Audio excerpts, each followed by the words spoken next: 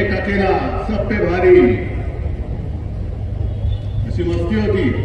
छाती होती 56 इंचांची. आता त्या छातीमधली हवा पण गेली. आणि एक अकेला सब पे भारी, आजूबाजूला सब भ्रष्टाचारी. काय गत आले. म्हणजे अटलजींचा आत्मा रडत असेल वरून. ते जे बोलले होते की अशी जर का सत्ता मला मिळत असेल तर मी ती चिमटीत सुद्धा पकडणार नाही.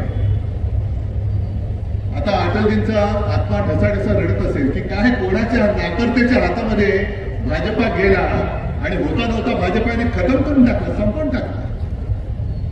अरे शिवसेना अख्खी तुमच्या सोबत होती तेव्हा मोदीजी आणि शहाजी जी खरं लावण्याची गरज नाही. तुम्हाला महाराष्ट्रामध्ये किती वेळा यावं लागत होतं, किती सभा तुम्ही घेतल्या होत्या, कारण अख्खी शिवसेना तुमच्या सोबत होती. का तुम्हाला औरसं आठवली मला कळत नाही. पण विनाशकाले विपरीत बुद्धी.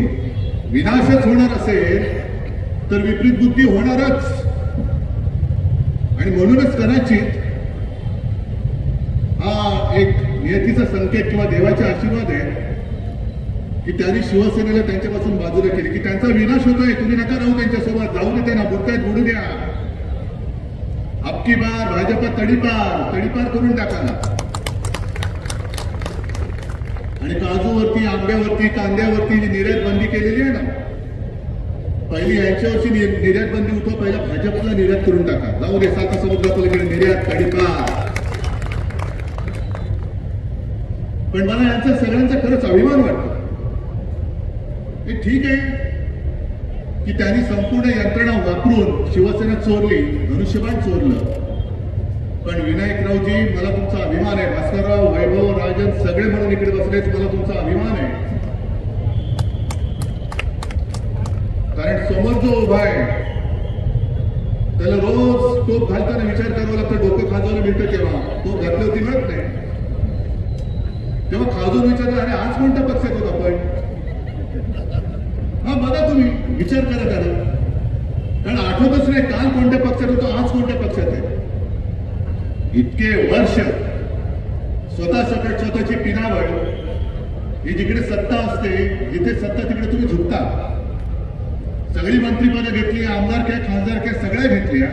पण माझ्या कोकणासाठी काय केले, एक तरी लघु किंवा सूक्ष्म तुमच्या साईज प्रमाणे प्रकल्प कोकणात आणलात का तुम्ही. कारण भाजपा हुशार आहे, त्यांनी त्यांच्या कुवतीप्रमाणेच दिलं लघु आणि सूक्ष्म. आता निवडणुकीनंतर मायक्रोस्कोप आणावा लागेल की अतिसूक्ष्म, म्हणजे तरुणाचा निवडून दिसेल पण हे नाही दिसणार, एवढे सूक्ष्म होती नाही. पण मस्ती किती आहे. आज तुम्ही गद्दाराला आमच्या अंगावर सोडून शिवसेना संपवायला निघाला. अनेक वर्षानुवर्ष हे सगळे माझे जीवाला जीव देणारे शिवसैनिक जे बाळासाहेबांनी जोडून दिलेले आहेत. आणि मी मागे पण म्हटलं की माझी वडिलोपार्जित कमाई आहेच, माझी वडिलोपार्जित कमाई. अभिमान आहे मला याचा, हे माझं वैभव आहे. आणि मोदीजी तुम्ही जे म्हणतायत घराणेशाही, आमची घराणेशाही आहे त्या लोकांना मंजूर आहे की नाही रे. पण तुम्हाला शिवसेनेची घराणेशाही चालत नाही. शिवसेना प्रमुखांचा फोटो लावता, नालायक माणसं सगळी, अंगामध्ये कर्तृत्व नाहीये. तुम्ही माझी शिवसेना चोरताय, माझं धनुष्यबाण चोरताय, माझे वडील चोरताय, कर्तृत्व शून्य माणसं आहे. तुम्हाला शिवसेनेची घराणेशाही नको आहे, हिंदू हृदय सम्राटांची घराणेशाही नको आहे, पण तुम्हाला गद्दारांची, गुंडांची घराणेशाही चालते.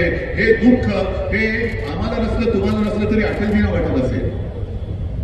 कोणाची घराणेशाही तुम्ही पोचताय आणि काय भाषण करताय. आणि हा कोकण हा सुसंस्कृत आहे. ज्या पद्धतीने काल परवाकडे फडणवीस होऊन गेले, याना मत म्हणजे त्यांना मत, म्हणजे दोघांचं जर का साठोलोट झालं तर कोकणामध्ये जर शिवसेना तेव्हा उभी राहिली नसती, विनायक राऊत, वैभव, भास्करराव वगैरे सगळे जे आहेत हे तुमच्यासोबत उभे राहिले नसते, तर आज कोकणामध्ये काय चाललं असतं, गुंडागर्दी, गुंडराज चालू झालं असतं. गुंडराज झालं असतं ना. मग तुम्हाला परत गुंडराज पाहिजे कोकणमध्ये. उघड सांगतायत की यानं मत म्हणजे त्यानं मत. आणि भाजपचे इथले लोक काही करू शकणार नाही. जे कल्याणमध्ये घडलं, कल्याणमध्ये भारतीय जनता पक्षाचा एक आमदार अनेकदा त्यांनी त्यांच्या वरिष्ठांकडे तक्रार केली की हे बघा काय चाललंय, हे बघा काय चाललंय. कोणी ऐकायला तयार नाही. शेवटी एवढा उद्विग्न झाला त्याच्या मुलाला पोलीस स्टेशनमध्ये जेव्हा यांच्या मिंद्यांच्या गुंडाने धक्काबुक्की केली तरी पोलीस काय करायला तयार नाही. म्हणून बाप म्हणून त्यांनी वेळेस घात टाकलं. मी काही समर्थन नाही करत.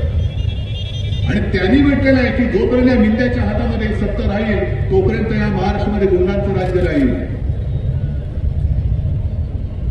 आज जुलूम जबरदस्तीने ते कारभार करू इच्छित आहे. मी विसरलो नाही.